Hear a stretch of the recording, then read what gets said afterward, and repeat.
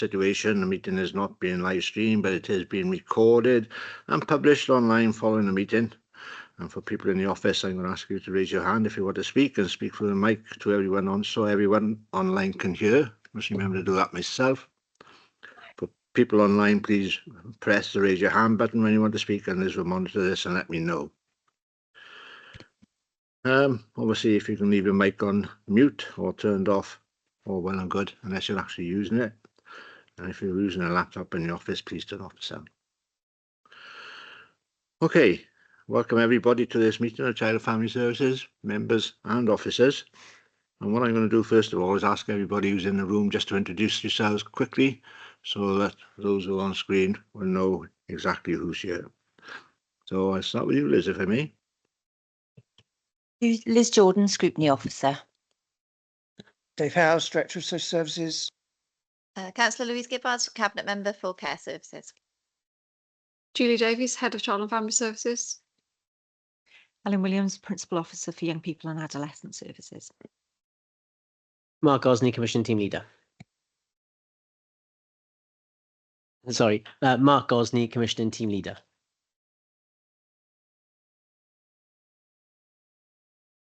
Okay, we'll now start the meeting proper then, and item 1 on the agenda is apologies. We have some, I think. Liz? Yes, Chair, we've received apologies from Councillor Kevin Griffiths, Sandra Joy, Wendy Lewis and Susan Jones.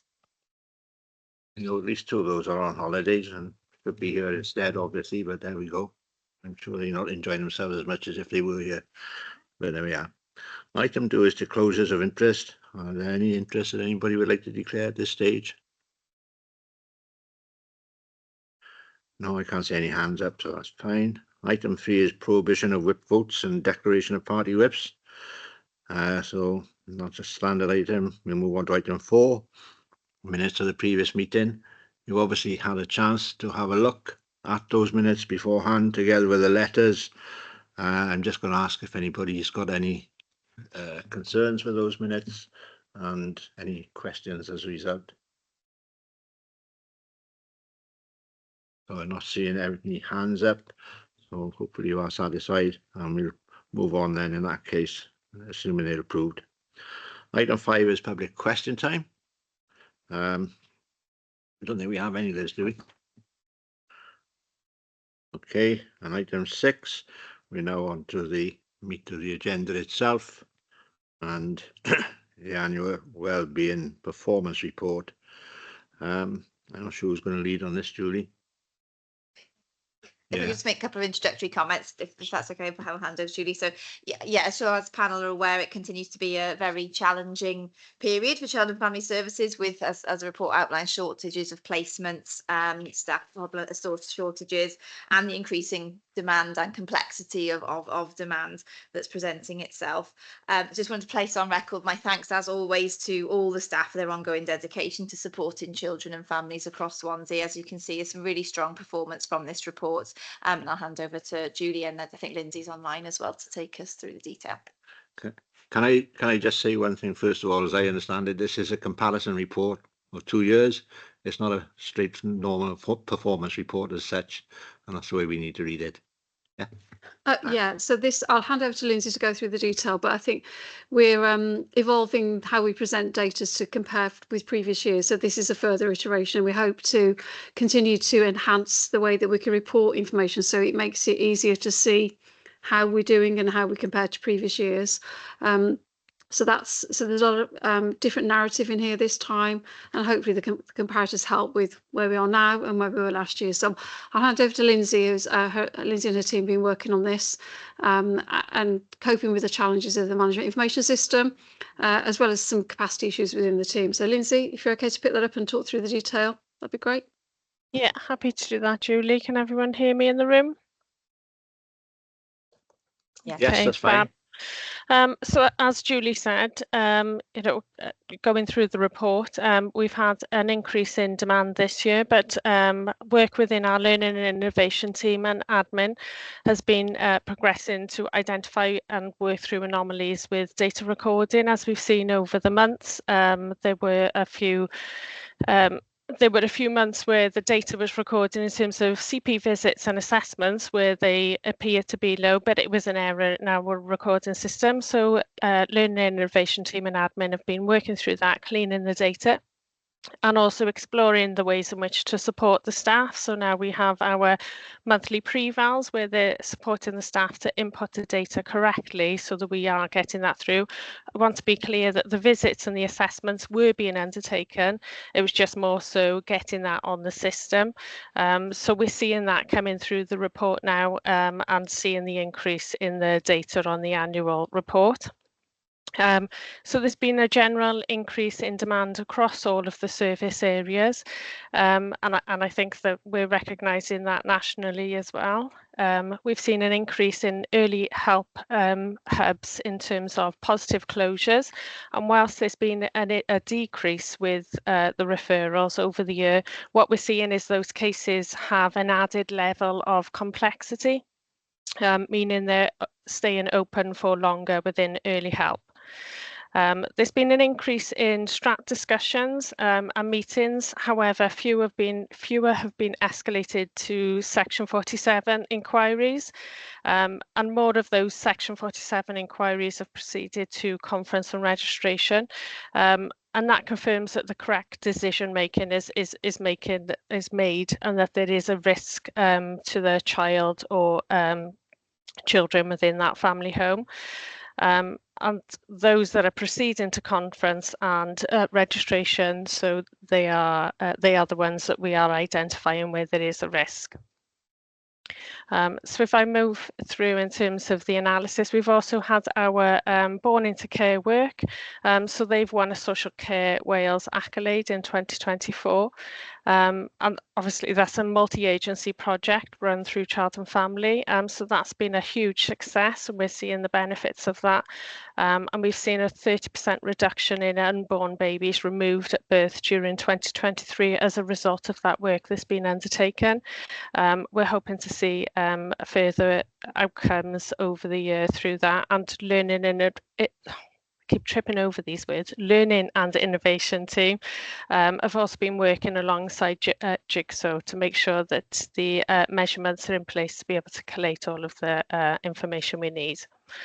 We've also got the CMET team, so they continue to develop, and they were a runner-up in the Safer Wales Community Awards. So they've won best practice for the team, and they've also published information in contextual safeguarding literature, and they have supported 5,649 young people, professionals and members in the community. So we've progressed many of the developmental areas identified in last year's report, including better representation of our residential services in our reporting. So we've been working that into the monthly reports as we've been increasing our residential offer, and Learning and Innovation have been looking at the measures to put around that so that we can collect that data, and that's been added in over the past couple of months. So I guess in 24 to 25, we're going to continue to further develop our performance measures. This is helping us to understand how we are achieving and also running alongside our long-term vision. And as our approach to learning, innovation and transformation, we're continuing to develop meaningful measures across all the services. And this is based on what matters to the children that we are working with. A lot of our services are a lot more aligned now in terms of our vision and our plans, so they are coming together for transformation and data. So we're seeing the benefits of that. And a key area for further development in performance reporting is within our BASE service. I know Learning and Innovation team have future meetings with Helen Williams and BASE to look at how we can put meaningful measures in place across our 16+. We do have some within the report, but we could be better at doing that. So we're looking at doing that into next year. And corporate parenting pledges have been developed between the board and young people. We always talk about this in corporate parenting and how it's led to the development of our pledges and also the corporate parent challenges, which some of you attended. They were extremely fun and well supported. And we'll be looking at moving forward with that and working more closely with the Learning and Innovation team with participation in the Children's Rights Officer to put more of an offer out there as to how we can do that more throughout 24 and 25. I think that's an overall summary of the annual report. Has anyone got any questions? Thank you, Lindsay, for that. I've certainly gone through the report. You summed it up very quickly and very succinctly there, I have to say. I'll just open it up to members now. Anybody got any questions? If I may, Chair. Yes, please, Mike. Yeah, thanks. Thanks very much. Clearly, it's important for us to know the figures, but I think we see it also necessary to remind ourselves that behind the figures are people, aren't they? And it's the impact of the services and what these figures actually mean in terms of people. So I think just reminding myself that really that we're not just talking about abstract statistics, but we're talking about the impact upon others and with people who may be vulnerable or in need of support. And just following on from that, Lindsay, I just wondered if you or maybe one of your colleagues would be able to let us know what the relationship is with other organisations providing support, not statutory organisations such as Faith in Families, for example, how important these organisations are and where they would fit in. And a further question then in terms of whether you foresee any issues arising from the impact of early prison release of adults into homes where children may be at risk or whatever, whether that's causing any difficulty.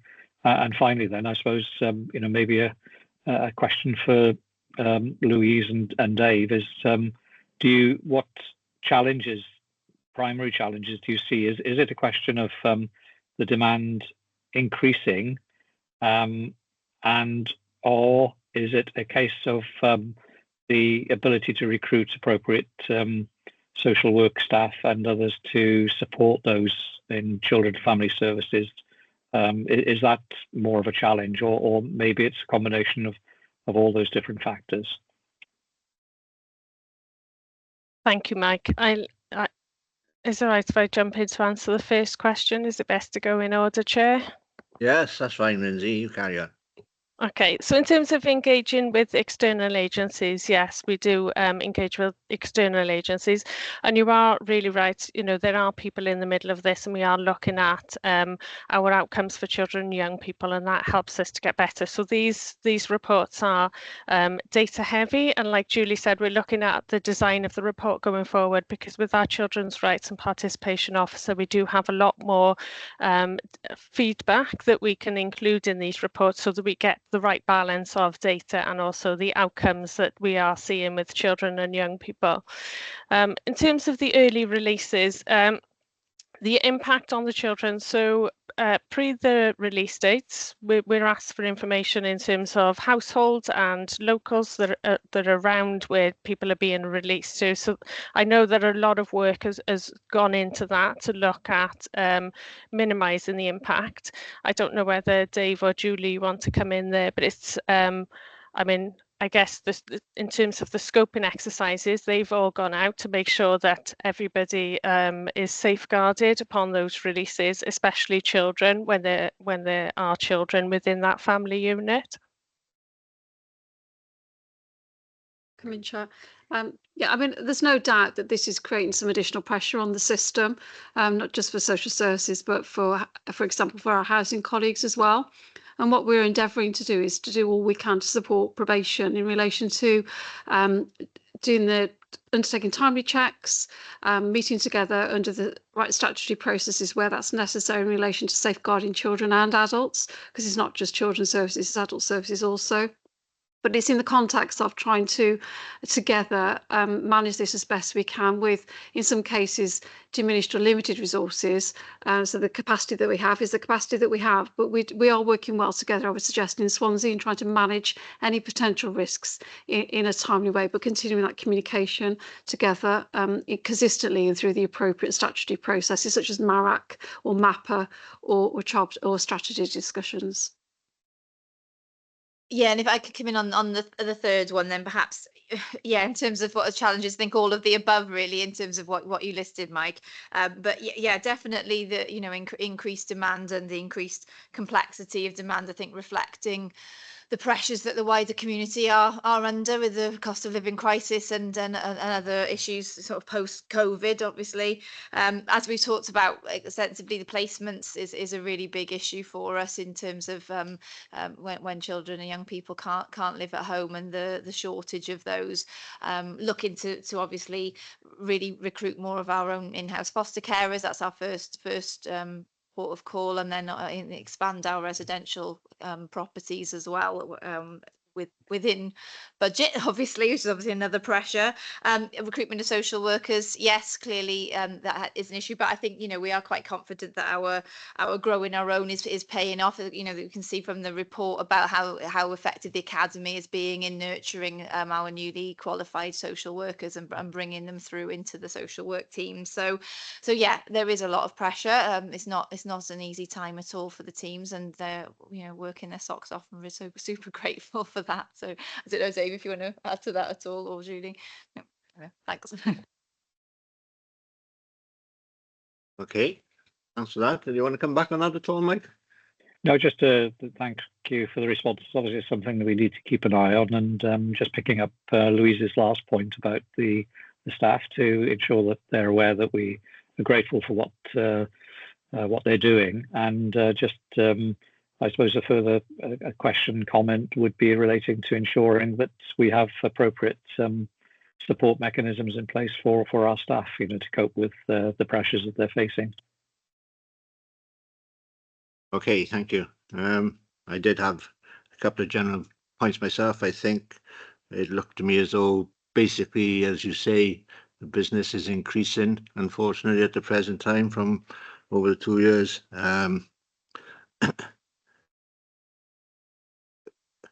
From what I could see, the CMT figures look somewhat slightly better than they were the previous year. So that's going to be positive, I guess. And one other area which I was concerned with a bit was the missing persons situation. And I don't know where we are exactly with that, but there seems to have been quite an increase in that over the last 12 months, and whether it's causing any major problems.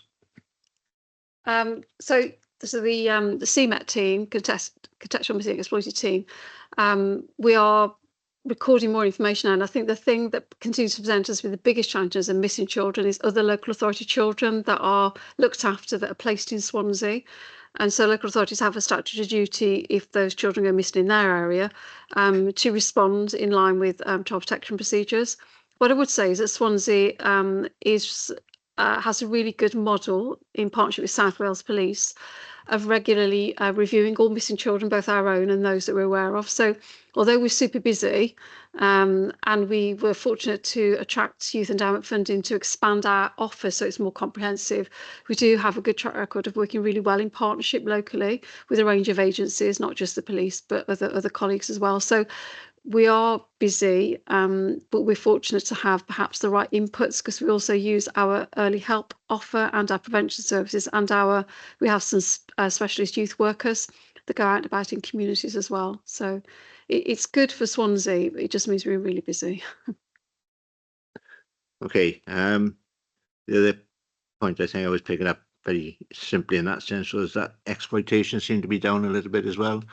Does that mean basically you think you've got it under control, and the system is being managed reasonably well? I think my assessment of our response to exploitation is that it has significantly improved over the last 2 to 3 years. probably more so the last 2 years, because we've enhanced our model and we've learned so much in relation to contextual safeguarding. And then the approach that we've taken in terms of collating data and using that at a strategic and operational level has meant that the multi-agency response has gone from strength to strength, because we have a better understanding of where the hotspots are, the areas, the geographic areas that we should be most worried about, and they've then been used to inform local responses in very targeted geographic areas. So the numbers do fluctuate, but I think it's a good indicator of our timely responses and our multi-agency responses, most certainly.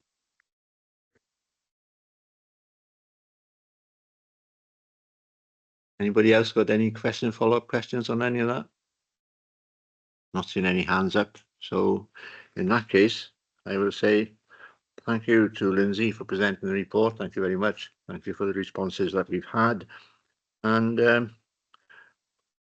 one question before I do go off it, I suppose, we were talking about Wix being replaced. Is that still happening or not? Yeah, I'll let Dave answer that. Yes, it is being replaced. We are in the process of word this carefully.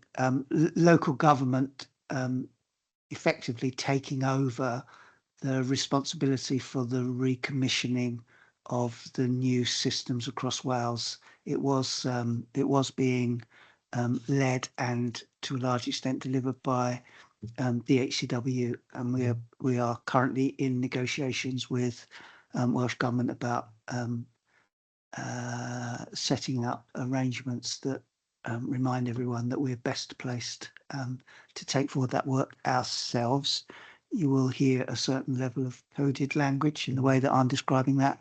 From a Swansea perspective, we are we've just been out to procurement of our element of that new system, and we'll be evaluating the responses and looking to a point by the end of October. That's good progress, but that's the beginning of what will still be a complicated set of implementation arrangements, not just locally and regionally, but then to make sure they fit with what's going on across the rest of the Wales. Because what we want to make sure is that all of the local authorities that need to move to a new system over a very short period of time, that we don't inadvertently trip each other up. So there's a high level of coordination, etc. And that's part of the rationale for saying that local government are best placed to do that work, albeit alongside carrying on working with DHCW and health boards about the health side of the equation, to make sure that we don't lose the ultimate benefits of better integrated systems that support integrated working going forward. But the particular element of local authority systems to support all of the work that we've heard described today, we are putting our foot down to say that needs to be led and delivered by local government. So we're sorting that out as we speak. Okay, thank you, David. Obviously, you must be concerned because you get a lot of operational data out of that system as well as to when you be to do assessments, etc., that sort of thing, I assume. So presumably you've got to make sure that that information is available. You went through a spell where you were having to do that paper-wise when you changed to Wix, I think, if I remember rightly. And also the other thing is now that having done all the work and developing a lot of data provision work, let's put it that way for want of a better term, which has allowed us as a scrutiny board to look very closely at what you're doing as well. We're going to lose that again for a while, are we? Or do we think we'll get the trends fairly quickly? Shall I jump? Sorry. Yeah, go on, you go. If you've got, Lindsay, if you've got a good response to that. I was just going to jump in to say that obviously we've got backup systems in place, but also part of the work that LIT are undertaking at the moment is looking at what we need going forward in the new system. So whichever system is decided as the one we are proceeding with, our reporting forms will be good to go to transfer straight over, so that we shouldn't be missing or losing any data during that period. We're looking to plan that now so that the transition is as smooth as possible. If anything, it'll help us to overcome any of the system issues that we've had this year, because we've learned from that to be able to make sure that it doesn't happen in the new system going forward. Well, that really sounds quite optimistic then, Lindsay, does it? Or is that with fingers crossed as well? That's once we overcome the challenges as to who is the new system, but just to say that the work is going on in the background in preparation for that, so there is no gap or loss in data. Even if you know, the reports are pulled together in a different way, we would still be able to share that in this forum. You were saying the other day, David, in the adult social services that CIW tend to listen to what we say in these meetings, which is interesting, and I suppose is indicative that we must be doing something good. So if they're listening to this, the message I will get across myself, as far as I'm concerned, obviously it is causing disruption within the system. It has to, within the department, and please make sure that we're not changing systems again in the near future. Hopefully they last for 10 years. I used to be involved a lot of it when I was working in my working life, and I know the disruption it can cause for people and the necessary amount of work and planning that has to go into to do it. So I wish you well with it, and I hope what you're saying is right, Lindsay, and that it's not quite as concerning perhaps as the change to Wix appeared to be, and we'll watch with interest, I think. Yeah. I don't know if any members want to come in on that and add to that.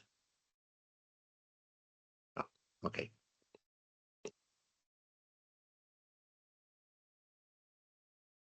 Jump off there. Thank you very much for the reports. In terms of the wellbeing report and now where we are with that, I'll move on to item 7 on the agenda, which is the respite and short break provision for disabled children in the Swansea area. If I could kick off again, Chair. Of course you can. Thank you. Yeah, I think so. This is just, I think, was some information that was requested by panel. Yes. Obviously, opportunities for respite and short breaks are vital for both the disabled children and young people accessing them, and for their parents and carers as well. They could be accessing the provision independently or as a family, and it not only provides sort of fun and enjoyment and also perhaps rest or relaxation, but it's also a vital part. I hope it's not violent. A vital part of that early help and prevention model that we're talking about, which helps families cope and prevents, you know, escalation into perhaps more difficulties or needing more intense support. Short breaks and respite can look very different to all different families. Some of it's commissioned externally, it's details in the report as the officers will go through, so you know, through people like Action for Children, and some use direct payments to access more personalised sort of support. And we've also included in the reports a comprehensive list of how the coast funding has been used this summer, so Mark can give some more info on that as well.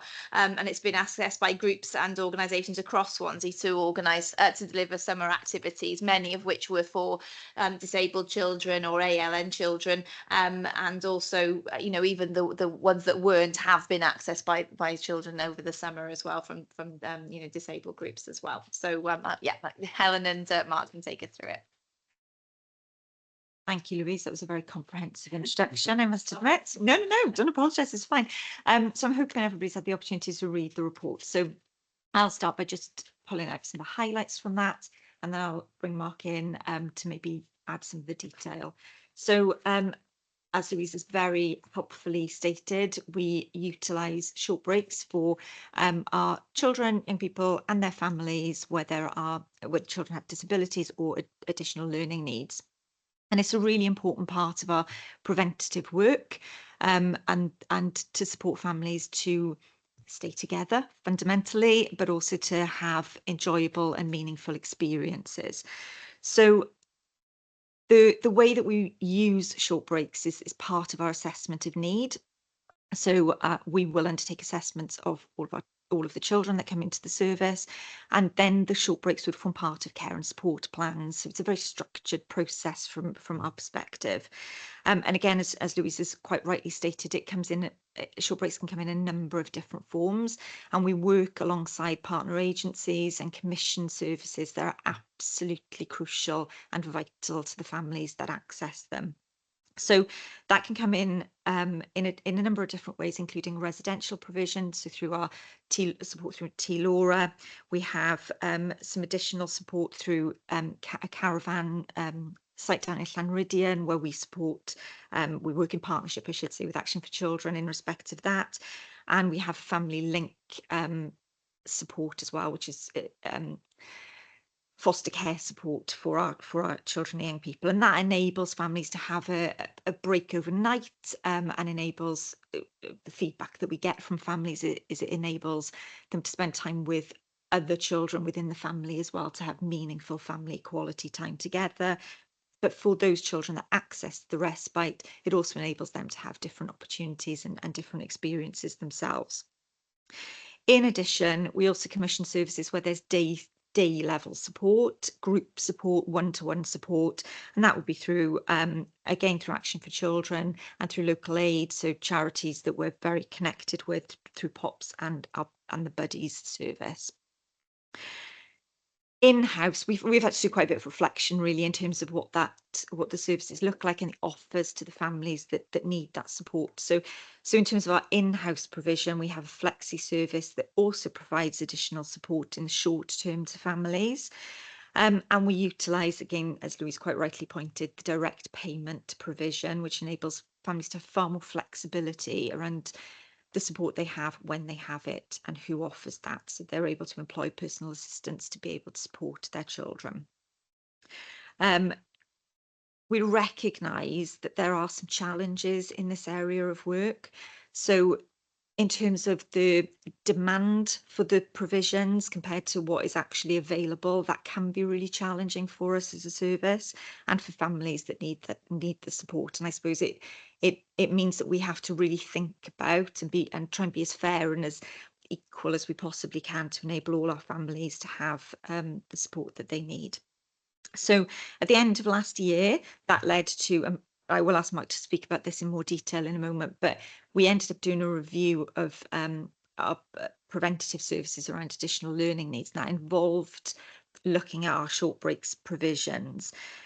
And that came off the back of our concern, I suppose, and wanting to understand a little bit more about the resources that we had and the demand that we were seeing.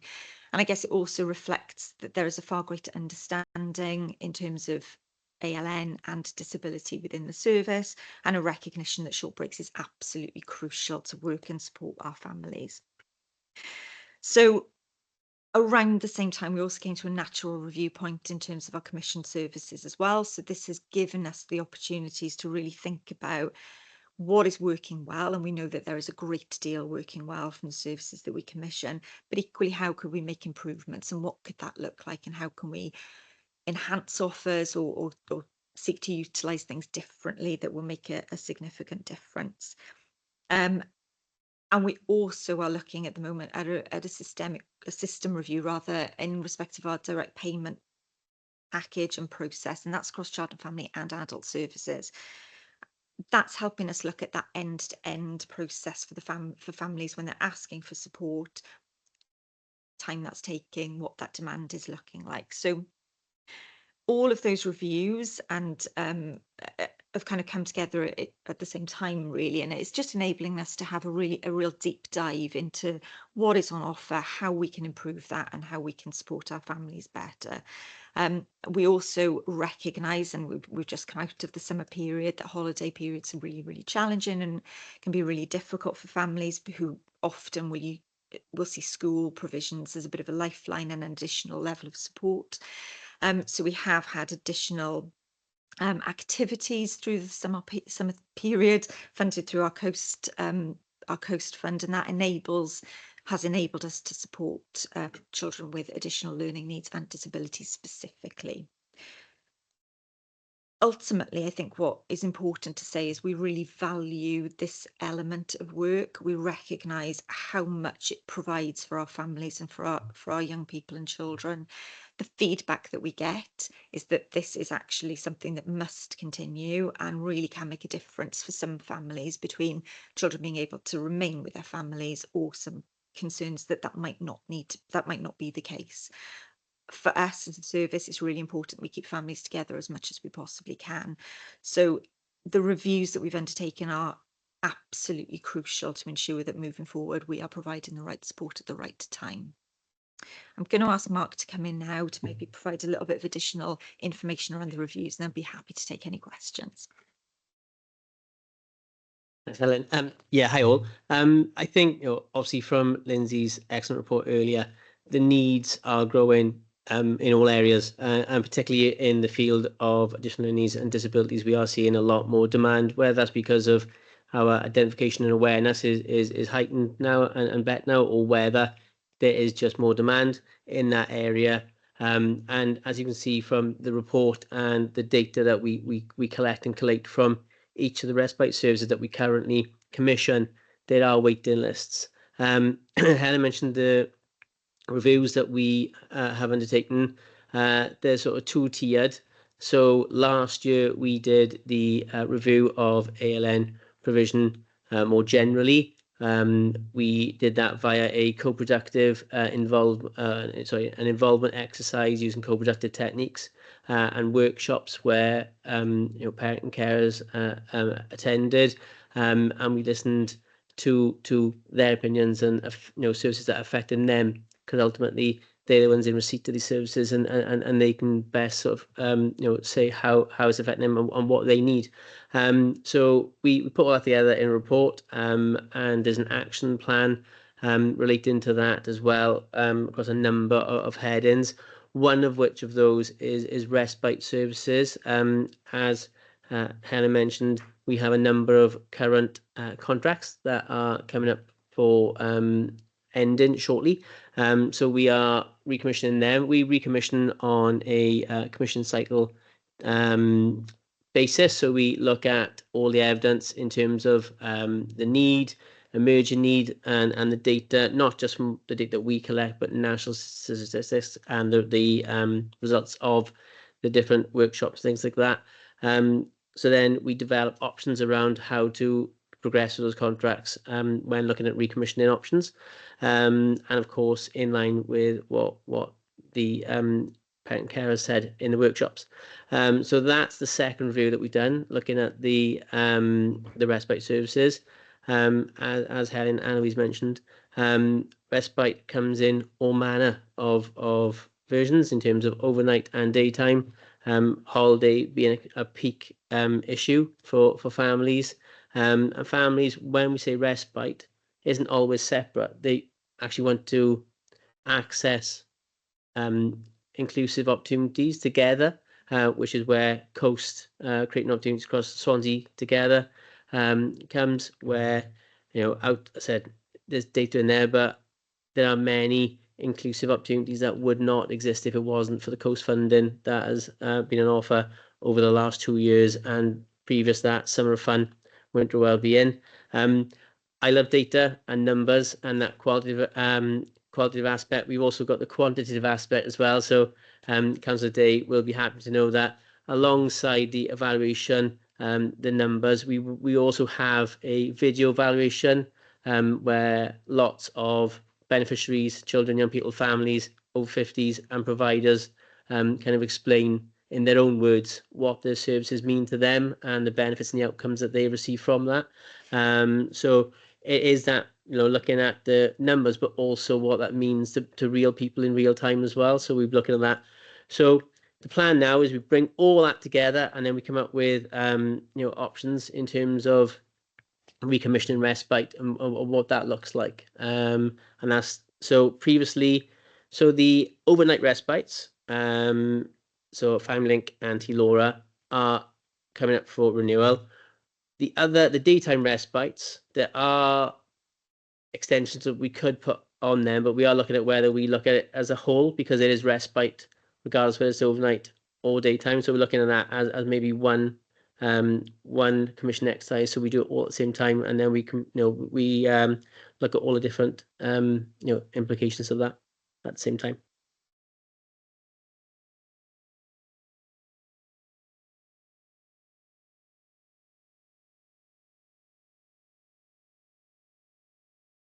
I said, yeah. Basically, I was saying thank you to Helen and Mark for that presentation. Interesting, obviously. And from my own experience of people in my ward, I understand exactly how important respite is in that respect, and how important it can be to them in terms of almost retaining sanity at the end of the day. You know that better than me. So thank you for the work you're doing in that respect. I'm now going to throw it open to members to see if there are any questions. We've got a very quiet lot of members today by the looks of things, which would tend to suggest that you've done a very good job in terms of your presentations, that you haven't left much for us to ask you questions on. But certainly you're talking then about Coast, and I was just looking at the list of people and providers that are working within that area. It's massive, isn't it? Indeed. I think that looks very impressive, and such a wide range as well. So yeah, on that, I think one of the outcomes, or the unintended outcomes from that, is the amount of partners that we now partner with, whereas before we might not have known about them as such, or they've utilised Summer Fund and Coast funding to change what they do, whereas before a lot of them were sort of private sector or small community provision, and they couldn't actually they weren't able to provide this type of provision, or it wasn't economically viable for them. So they've worked with us and the funding to branch out and try new things, and they've sustained that either by normally charging for it, or getting other grants down. So it has greatly increased our partnership and the amount of provision that's out there for children, young people, and families, and obviously the over 50s population and the Aging Well agenda as well. So correct. So there's a lot of provision out there that weren't out there before we started with Summer Fund and Coast.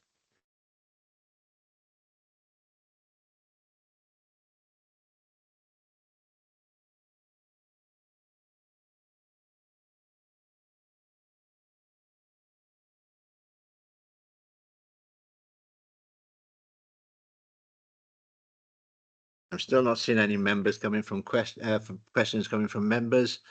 In which case, unless you have anything that you want to say, then I will move on to the next item on the agenda.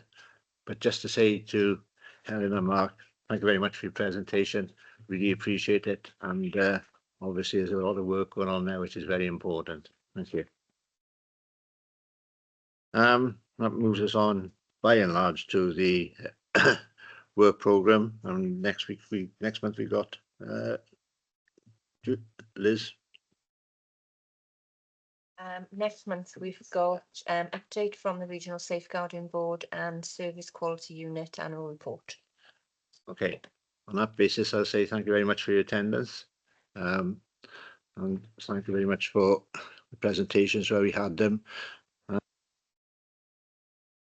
and that